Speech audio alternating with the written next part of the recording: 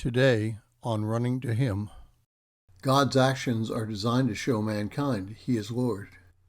Today's reading is Exodus chapter 10, verses 1 through 20, and we'll be concentrating on verses 1 and 2. Exodus 10, 1 and 2 says, Then the Lord said to Moses, Go to Pharaoh, for I have hardened his heart and the heart of his servants, that I may perform these signs of mine among them. And you may tell them in the hearing of your son and of your grandson how I made a mockery of the Egyptians, and how I performed my signs among them, that you may know that I am the Lord. Today I'd like to address God's sovereignty and His providence. God is said to be sovereign, meaning that He is over all things. There is nothing that His, quote, fingers, unquote, don't touch. It is by His providence that we live. Providence may also be proscribed to man. Providence may be defined as someone's foresight. We see this thought in action when Paul was brought before Festus in Acts chapter 24, verses 2 and 3.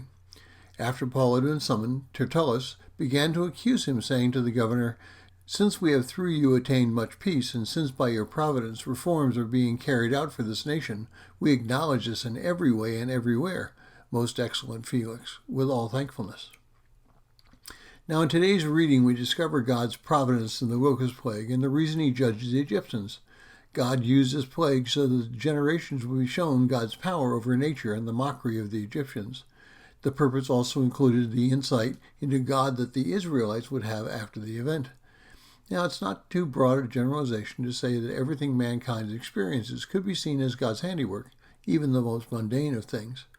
We might think back on our lives and how God's providence and guidance impacts who we are today. My draft number birth date was the third date picked in 1968 for the year 1969. That meant I was almost guaranteed to be drafted, and it would probably be in the early months of 1969. In reality, I was not officially drafted until December 10th, 1969, and inducted into the Army in February of 1970.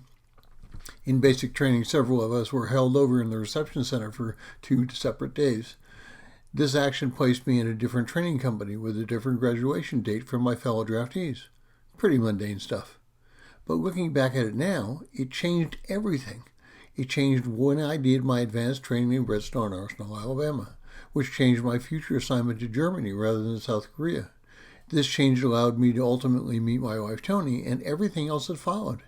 That one little delay in my being drafted changed my life and continues to show me how God's actions impact my life. To this day, the story of the Exodus is repeated every year at the Jewish celebration of Passover. For almost 3,500 years, the Jewish people have been reminded how God mocked the Pharaoh and created a people called the Israelites. Today, we need to think back at how God leads us through His providence and mercy and how we must respond to His actions. Thank you for listening. We pray that today's devotion was meaningful to you. We would love to hear from you.